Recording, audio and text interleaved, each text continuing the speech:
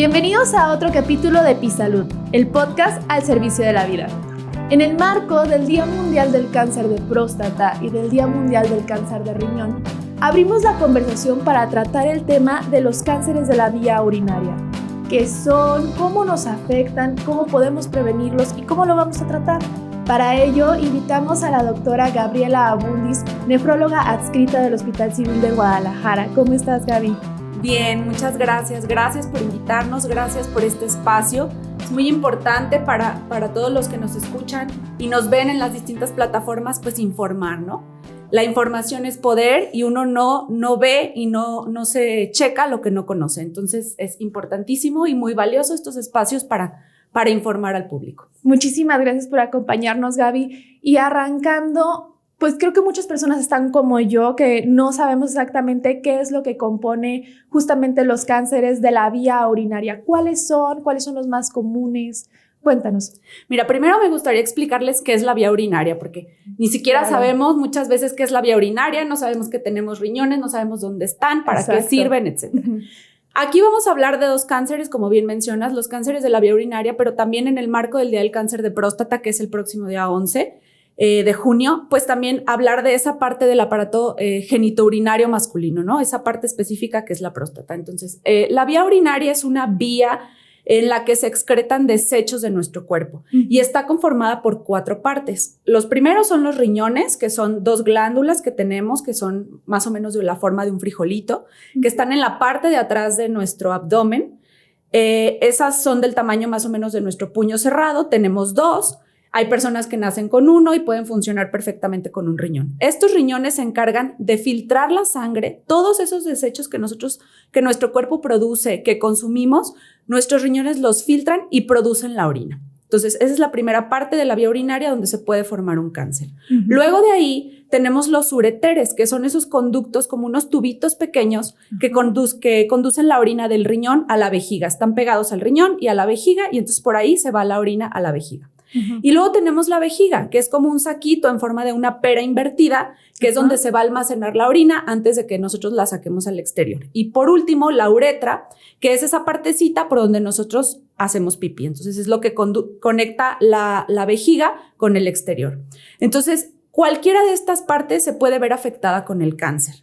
Aquí vamos a hablar del cáncer de riñón, pero también es importante mencionar el cáncer de vejiga, que lo conmemoramos en el mes de mayo, también es un cáncer muy importante. Sí. Entonces, ¿qué es el cáncer? Es un crecimiento descontrolado y anormal de las células de nuestro cuerpo. Entonces, el cáncer de riñón, de vejiga, de la vía urinaria, de próstata, va a ser el crecimiento desorganizado y anormal de las células propias del riñón, de la vejiga o de la próstata. Y la próstata es una glandulita que está justo abajo de la vejiga. Entre la vejiga y el recto, ahí está, es del tamaño de una nuez.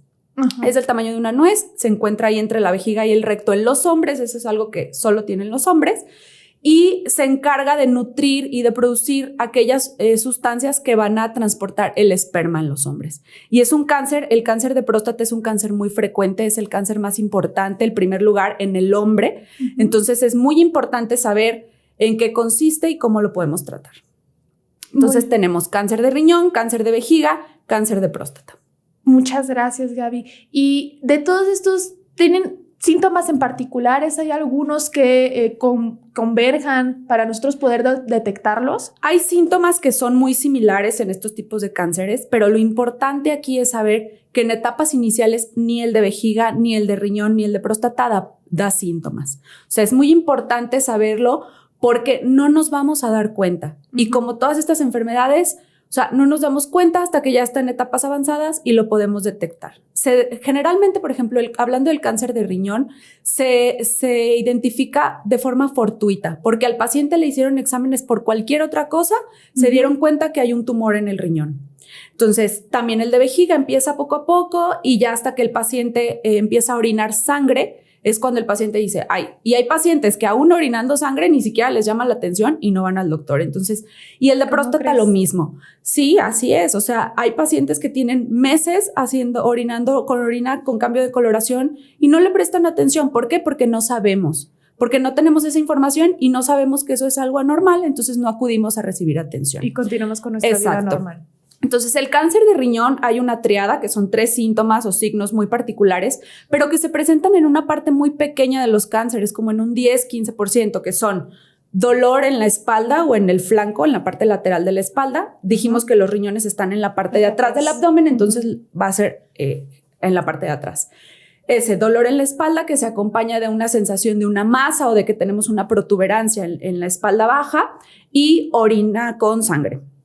No necesariamente se tiene que presentar recordemos, 10-15% presentan estas 3 cosas, pero no podemos presentarla. El cáncer de vejiga sí se presenta con sangre en la orina. Puede ser sangre a pequeñas cantidades que casi ni se perciba o solo se detecta en un examen de orina, o podemos orinar literal sangre fresca, o sea, ves, haces pipí y es rojo sangre. Y el cáncer de próstata tampoco da síntomas como tal que sugieran que es cáncer, pero sí puede dar síntomas de obstrucción urinaria. Okay. Es decir, la próstata crece, pero no necesariamente una próstata crecida significa que es cáncer. Puede haber una próstata de tamaño normal que no dé síntomas y tener cáncer, o puede ser una próstata muy grande que nos dé síntomas de obstrucción que no tenga cáncer. Okay. Entonces ahí es importante, por ejemplo, en la próstata, cuando empieza a crecer y a obstruir la vía urinaria, como dijimos que está abajo de la vejiga, pues empieza a pegar con la vejiga. Entonces al paciente le cuesta trabajo empezar a orinar, tiene que pujar para empezar a orinar. Entonces le cuesta eso, o sea, no es una orina fluida, tampoco es una orina que sale entrecortada o a pausitas, que sale chorrito entrecortado. El calibre del chorro de la orina también se hace más delgado, y eso los hombres pues lo observan cuando van a hacer del baño. Lo otro es que sienten que no vacían completamente la vejiga. Esa sensación de no vaciar completamente la vejiga puede ser también un síntoma de cáncer de vejiga, por ejemplo. Okay. Y ¿qué más pueden tener el hombre? Disfunción eréctil. Puede presentar sangre en la orina o sangre en el semen. Entonces, pero no necesariamente todos los pacientes presentan estos síntomas que tengan cáncer, y no necesariamente el que los tenga tiene cáncer. Entonces, es por eso muy importante tomar en cuenta estos síntomas que yo les estoy mencionando, y si tienen alguno de esos, estudiarse. Puede ser que no tenga cáncer, pero puede ser que sí. Y a muchos nos da pavor, yo creo que a todos nos da pavor escuchar la palabra cáncer, sí. Pero un cáncer de la vía urinaria y de próstata en etapas tempranas es curable. El cáncer de próstata es de los cánceres es el cáncer más común en hombre, pero también es el cáncer que es curable. Entonces, si se detecta a tiempo antes de que invada otros órganos, y lo más común es que próstata se vaya y haga siembras en hueso, antes de que ocurra eso, le pueden quitar la próstata. Los tratamientos ya no son como antes, y ahorita lo vamos a comentar. Entonces, tiene muchas posibilidades de vivir. La sobrevida y de una vida sana y libre es muy buena, siempre y cuando se detecten a tiempo. Entonces, ojo a estos síntomas. Claro que también, por ejemplo, el de riñón. El cáncer de riñón generalmente presenta síntomas en otras partes del cuerpo. Por ejemplo, los pacientes se pueden presentar con fiebre, con pérdida de peso, con pérdida de apetito, con fatiga generalizada. Pueden tener elevaciones del calcio en sangre, porque el riñón también regula los niveles de calcio. Entonces, encuentras en un examen por algo elevación del calcio y te empiezan a estudiar y bueno, se encuentran con la bola en el riñón. Claro. O la otra es que empiezan a producir mucho cortisol, que son hormonas que también tiene nuestro cuerpo. El riñón también se encarga de producir glóbulos rojos. Entonces, algunos pacientes que tienen cáncer de riñón tienen los glóbulos rojos muy elevados por esta producción acelerada de células, y es por ahí por donde se encuentra el tumor. No necesariamente por los síntomas que te da. Entonces, cualquier alteración, lo importante es tomarla en cuenta, saber que existe este síntoma que no es normal, y hay que acudir a tu médico. Con los exámenes anuales que deberíamos hacernos todas las personas, ¿podríamos entonces detectar alguna de estas anormalidades? Claro que sí. Mira, por ejemplo, para el cáncer de riñón y de vejiga, pues bueno, el examen que pudiéramos hacer de rutina es el examen de orina, que deberíamos de hacer cada año. Entonces ahí podemos ver que hay sangre. Si hay sangre, bueno, empezamos a estudiar y podemos darnos cuenta que hay alguna alteración. Si se altera la otra línea, por ejemplo, los glóbulos rojos que ya te dije, o el calcio, o el cortisol, que son niveles que sí podemos detectar. Y para el cáncer de próstata en particular es muy importante el antígeno prostático específico. El antígeno prostático específico es una sustancia que se produce solamente en la próstata. No hay otra parte del cuerpo que lo produzca. Entonces, si está elevado, es muy sugestivo de cáncer de próstata. Pero un antígeno prostático es elevado puede ser cáncer o puede no serlo, pero entre que son peras o son manzanas, pues necesitamos ir al urólogo para que nos haga más estudios. El examen de próstata con el antígeno prostático específico se debe de hacer en todos los hombres mayores de 40 años de edad. ¿Por qué? El cáncer de próstata es el único cáncer que hasta ahorita se ha demostrado, y con todos los diversos estudios a nivel mundial, que no tiene que ver con los hábitos de vida, con que tengas sobrepeso, con que fumes, con que tomes. No tiene que ver con eso. El cáncer de próstata, sus factores de riesgo más importantes son la raza y los antecedentes familiares. Entonces, el cáncer de próstata se presenta mucho más en raza negra que en raza blanca. Sin embargo, nosotros los latinos pues somos una mezcla de muchas razas y tenemos la misma posibilidad, bueno, los hombres tienen la misma posibilidad de tener cáncer de próstata. Entonces es un riesgo. Y el otro es tener familiares con cáncer de próstata. Y familiares me refiero a primera línea. Papá, hermanos, tíos pues paternos o maternos, pero hombres, y abuelos. Entonces, si tú tienes alguno de estos riesgos, y generalmente el cáncer de próstata, igual que el de riñón y el de vejiga, se presenta arriba de los 60 años, entre los 60 y los 65. Esto no quiere decir que un paciente de 35, 40 años no pueda tener un cáncer de próstata, porque sí existe. Y más si tienes tú antecedentes de que en tu familia hubo cáncer de próstata, tienes probabilidad de tenerlo. No quiere decir que a fuerza lo vas a tener, pero sí tu probabilidad es mayor. Más alta. Entonces, a partir de los 40 años se recomienda a nivel, las guías internacionales recomiendan que los hombres a partir de los 40 años se hagan antígeno prostático específico una vez al año.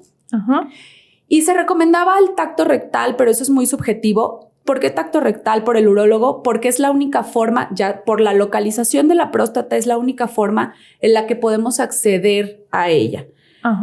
Sin embargo, esto es muy subjetivo y ya las últimas recomendaciones, o sea, eso depende de que el médico sepa tocar. La próstata es una glándula, entonces nosotros al tacto, pues solamente vamos a alcanzar a tocar una parte. Y es muy subjetivo si nosotros la sentimos dura, si nosotros la sentimos más grande, si nosotros sentimos alguna bolita. Entonces, lo ideal, por ejemplo, ya ahorita contamos con el ultrasonido vesical y prostático, es decir, de la vejiga y de la próstata. Entonces, a través de un ultrasonido, nosotros podemos ver la vejiga, ver si se está vaciando completamente, ver que no está inflamada y a la vez la próstata. Ver la próstata. En el ultrasonido la puedes pesar, la puedes medir, puedes ver sus partes, porque si la partes, pues bueno, tenemos el centro y las periferias. El cáncer de próstata, lo más común es que esté en la parte periférica. Entonces, un ultrasonido de próstata y de vejiga una vez al año y un antígeno prostático específico a partir de los 40 años. Aquí es importante también porque muchas veces los hombres van al laboratorio, les hacen un check-up básico, incluye el antígeno prostático. Sale el nivel y dices, ay, pues está mal, ¿no? Entonces, un antígeno prostático normal no debe de pasar el 4. Entonces, abajo de 4 tu próstata está normal, todo bien. Arriba de 4 hay una zona que le llaman los urólogos zona gris, que es de un nivel de 4 a un nivel de 10. Ahí en esa zona gris, bueno, dices, está elevada, pero no sabemos si es cáncer o no. Entonces, si te sale de 4 a 10, dicen sus guías que tienen un 35% de probabilidades de que sea cáncer. Entonces, si estás entre 4 y 10, pues bueno, ve al urólogo. Aunque no te los haya mandado a hacer el urólogo, si tú vas, te haces el antígeno, ves más de entre 4 y 10, pues vas para que te estudien. Exacto. Para que te estudien, te hagan un ultrasonido y el único, el cáncer, de cualquier tipo de cáncer, la única manera de decirte es cáncer es con una biopsia. Entonces ya ahí el urólogo te dirá si está entre 4 y 10, si te hace una biopsia o no te hace una biopsia, etcétera.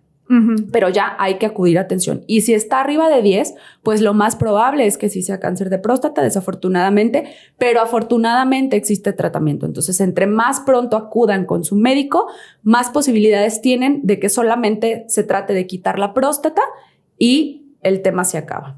Entonces, sí es importante estarse haciendo chequeos generales, estar al pendiente de los síntomas y si tienes factores de riesgo, pues obviamente prestarles atención. Y en cuestión de los otros tipos de cánceres, ¿cómo sería el tratamiento? Mira, el tratamiento de cualquier tipo de cáncer va a depender de varias cosas. Va a depender de la edad del paciente, del tipo de cáncer que tenga el paciente, No es lo mismo un cáncer de riñón que ya está muy avanzado y que abarca todo el riñón, se tiene que quitar el riñón, o un cáncer que está más localizado y solo quitas una parte del riñón. O el cáncer de vejiga, que si está localizado, le puedes solo quitar el cáncer, o sea, quitar el tumor, o si no hay que dar quimioterapia, radioterapia, etcétera. Entonces va a depender, una vez que te hacen los estudios que te dicen tienes cáncer, hay que hacer estudios para ponerlo en un escalón. Entonces, dependiendo del escalón en el que el médico te ponga, va a ser el tipo de tratamiento que te van a dar. Ahorita hay muchas opciones de tratamiento. Les comentaba que para el cáncer de próstata, antes el miedo del hombre era de que me van a quitar la próstata y voy a tener disfunción eréctil, etcétera. Ya actualmente no. Se reseca la próstata, pero conservan los nervios, conservan toda la estructura genital y entonces se libran del cáncer de próstata y siguen con su función, su vida sexual normal. Entonces, eso es importante que lo sepan para que no tengan miedo a ofrecer el tratamiento. La otra es los efectos secundarios. Entonces, hay pacientes que dicen, bueno, te explican los efectos y el paciente dice, voy o no voy con el tratamiento. Entonces, sí depende de muchos factores. Puede ser desde cirugía, quimioterapia, radioterapia, inmunoterapia, que es dar otro tipo de tratamiento, incluso localizado. Por ejemplo, se ponen los medicamentos dentro de la vejiga para que ahí actúen. Entonces, dependiendo del escalón y del tipo de cáncer, es el tratamiento. Muy importante también mencionar que hay factores de riesgo muy específicos para cáncer de riñón y de vejiga. Esos no los comentamos, pero por ejemplo, el tabaquismo. Fumar es el principal factor de riesgo para cáncer de vejiga y cáncer de riñón. Porque tú dirías, bueno, ¿qué tiene que ver? Los pulmones y los riñones. Exacto, claro. Los pulmones y los riñones. Pues mucho, porque ¿qué dijimos? Que nuestros riñones se encargan de filtrar. Claro. Entonces, ¿cómo filtran? Nosotros fumamos y esas sustancias tóxicas que nuestro cuerpo no reconoce y que se quedan en la sangre, nuestro riñón las filtra. ¿Qué pasa? Esas sustancias nocivas se absorben por las células de riñón y se absorben por las células de la vejiga. Y es ahí donde se empieza el tema del cáncer. O sea, son células, son sustancias que el riñón a lo mejor no las puede filtrar y empieza a hacer un crecimiento desorganizado. Y se quedan ahí, se absorben en el riñón y la vejiga y genera el cáncer. Entonces, sí es muy importante. Las personas que fuman tienen 3 veces más probabilidad de tener cáncer de vejiga y cáncer de riñón. La otra es exposición a sustancias, por ejemplo, el asbesto, el petróleo y algunas sustancias que se usan para fabricación de pinturas, de caucho, de tintes. Algunas industrias sí tienen más riesgo por lo mismo, porque esas sustancias se absorben por la sangre, se absorben, entonces se quedan en el riñón, en la vejiga y producen el cáncer. Entonces es muy importante que si ustedes trabajan por exposición laboral a estas sustancias, tomen todas las medidas que su empresa les dicen. No se lo dicen porque se me ocurrió a mí que se cuiden de esta manera, sino porque puede tener consecuencias a su salud. Entonces es muy importante seguir todas las normas que les dicen en su empresa para prevenir este tipo de cáncer. Si tú tienes esta exposición, bueno, hay que hacerte chequeos con regularidad para detectar a tiempo. La otra, bueno, pues es el sobrepeso, la hipertensión también es un factor de riesgo. Los pacientes que tienen una enfermedad que se llama poliquistosis renal, es decir, que tienen muchos quistes en sus riñones, que tienen enfermedad por quistes, no un quiste o dos, son riñones que están llenos de quistes, también tienen más probabilidad de tener cáncer de riñón. Pacientes que tienen, por ejemplo, muchas infecciones de vía urinaria seguido y que no se trata o que se trata mal, predispone también a cáncer de vejiga. El uso de analgésicos de forma frecuente y sin receta o sin prescripción médica también predispone a este tipo de cánceres. Entonces, sí son cosas que, bueno, a lo mejor en la edad, pues no podemos hacer nada. En el sexo no podemos hacer nada. Es más común en hombres, el doble que en mujeres. Entonces, hombres mayores de 50, 60 años, pues no podemos hacer nada con eso, pero sí podemos estar atentos. O sea, yo no puedo disminuirme la edad, no me puedo cambiar el sexo. Entonces, sí podemos estar atentos para prevenir, para los exámenes que nosotros podamos hacer y estar atento a los síntomas. Para una detección temprana. Exacto. En cuestión de estilo de vida, ¿hay algunas formas en las que nosotros también podamos prevenir el tener estos tipos de cánceres? Pues lo que ya comentábamos, ¿no? Si el tabaquismo es el principal factor de riesgo, pues dejar de fumar. O sea, si no fumas, no fumes nunca. O sea, no fumes. O sea, si no fumas hoy, ya no fumes. Y si fumas, pues trata de dejar de fumar. Yo sé que es algo muy difícil, pero pues si ya te costó mucho trabajo, acude a tu médico, terapia psicológica, grupos de ayuda, parches, lo que sea para dejar de fumar. Entonces sí es importante porque el riesgo es muy alto.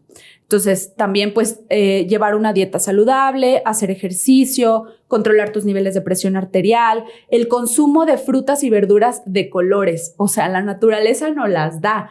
Entre más coloridas estén las frutas y las verduras, más cantidad de antioxidantes tiene. Entonces esos antioxidantes nos ayudan para prevenir y para mejorar también nuestro estilo de vida y con este tipo de cánceres también. Pero lo más importante pues es dejar de fumar, cuidar tu peso, hacer ejercicio, cuidarte si tienes exposición a estas sustancias que ya comentamos y en el caso de próstata, pues estar atento a tu edad. Si llegaste a los 40, pues ya te toca, así como a las mujeres nos toca el Papa Nicolau, la mamografía, el ultrasonido, todo eso a ti como hombre te toca tu revisión de próstata. De preferencia, antígeno prostático específico que se hace en sangre en un laboratorio en el que quieras y un ultrasonido de próstata y de vía urinaria y acudir con el urólogo. Entonces sí es importante tomar en consideración esto.